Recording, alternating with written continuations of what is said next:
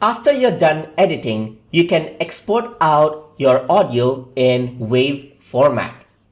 So over here, I'm just going to stop the recording now. So it says WAV format. I'm just going to delete this out. So after you're done editing your audio, so you can see right here. So I'm just going to go around, delete this out, and add in a custom word right here. After you're done editing, you can export out your audio. Let's just hear that out. After you're done editing, you can export out your audio.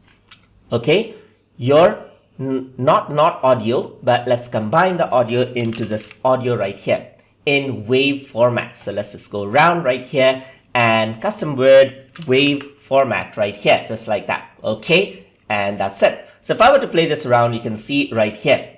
After you're done editing, you can export out your audio in WAV format. Okay, so in order to export now, simply go to File and then click on Export Audio, just like this.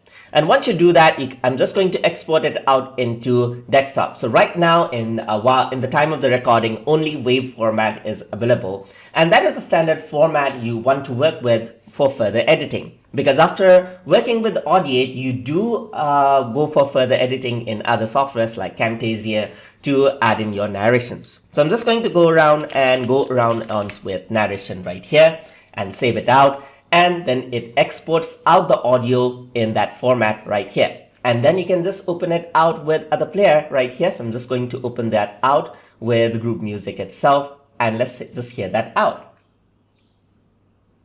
After you're done editing, you can export out your audio in WAV format. And that's it. So your audio is exported and you're free to use it in other editing applications or upload it in cloud services. So hope you guys learned something as always. And as always, please like, comment, share, and subscribe.